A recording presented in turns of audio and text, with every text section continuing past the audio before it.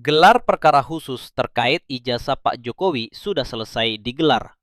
Prosesnya resmi, dilakukan oleh penyidik dan yang paling penting, ijazah Pak Jokowi sudah ditunjukkan secara langsung di forum tersebut.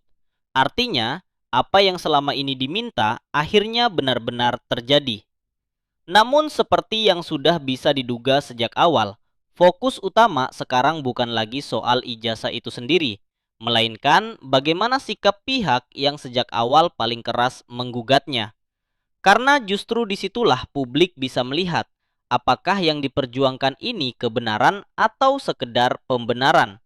Dan untuk itu, mari kita dengarkan dulu pernyataan Roy Panci setelah gelar perkara khusus ini usai. Katakan, tapi kan ada tipis, ada watermark. Iya, tapi tipis sekali. Watermark menunjukkan sebuah barang yang diklaim itu adalah ijazah asli, katanya ijazah analog dari seorang yang namanya Joko Widodo. Saya harus berkata dengan terus terang, saya bukan hanya hobi komputer. Saya adalah seorang tukang potret sejak zaman analog dulu. Saya memotret sejak zaman film seluloid, dan saya bukan hanya bekerja di lapangan sebagai tukang foto. Saya adalah orang yang juga bekerja di kamar gelap. Jadi saya mengerti bagaimana komposisi kalau misalnya kita pakai fixer, kita pakai pengembang, film itu dicuci, kemudian dicetak, kemudian kertas film apa, dan untuk pas foto yang tertempel di barang yang disebut ijazah itu, saya dengan lantang dan tegas mengatakan saya sangat ragu bahwa itu usia sudah lebih dari 40 tahun. Terlalu tajam, terlalu baru barang itu sebagai sebuah foto yang dicetak dengan kertas foto di tahun 80-an.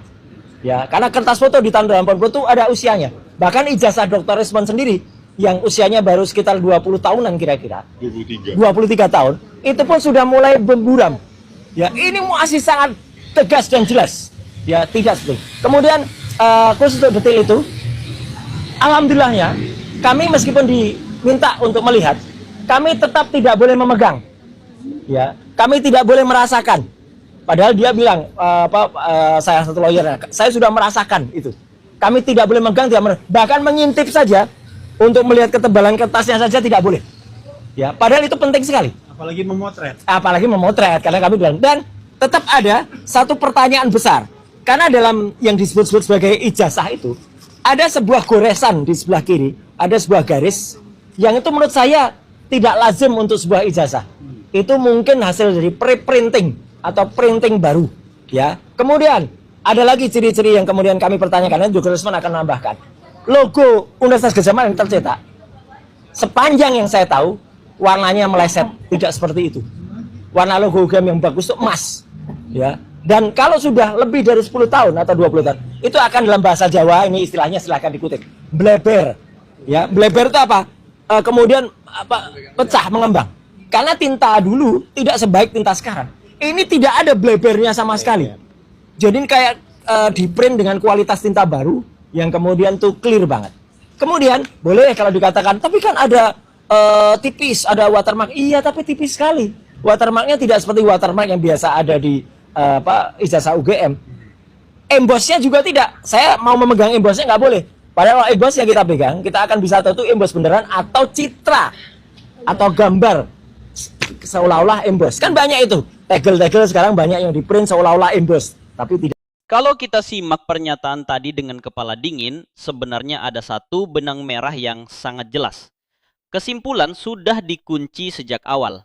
Apapun yang ditunjukkan di ruang gelar perkara, seolah tidak punya peluang sedikit pun untuk mengubah narasi. Ijazah ditunjukkan, tapi dianggap belum cukup. Proses hukum berjalan, tapi tetap dicurigai. Penyidik hadir, tapi kewenangannya dipertanyakan. Di titik ini, kita tidak lagi bicara soal pembuktian, melainkan tentang sikap menolak untuk selesai. Karena kalau sejak awal tujuannya memang mencari kebenaran, maka gelar perkara adalah momen untuk menguji dan menerima hasilnya, bukan justru membuka bab baru pembenaran. Yang menarik, pola ini bukan hal baru. Dari awal isu ini muncul, standar kebenaran selalu bergeser. Ketika belum ditunjukkan tuntutannya, tunjukkan ijazah. Saat ijazah ditunjukkan, narasinya berubah menjadi itu belum tentu sah.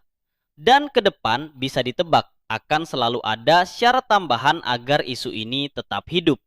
Di sini publik bisa menilai sendiri, apakah ini sikap ilmiah dan objektif atau justru sikap emosional yang terikat pada ego dan gengsi.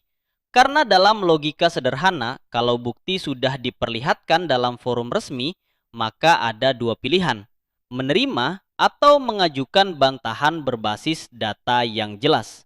Tapi yang kita lihat justru retorika berulang, bukan argumen baru. Maka wajar jika banyak orang menilai persoalan ini sudah bergeser jauh dari substansi ijazah. Yang dipertaruhkan sekarang adalah konsistensi narasi dan harga diri.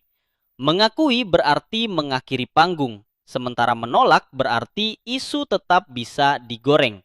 Dan pada akhirnya, publiklah yang paling jernih menilai siapa yang datang dengan dokumen dan mekanisme hukum, dan siapa yang datang dengan prasangka yang tak pernah mau berakhir. Gelar perkara sudah selesai, ijazah sudah ditunjukkan. Selebihnya tinggal satu pertanyaan sederhana. Masih mau mencari kebenaran atau sekedar mempertahankan pembenaran?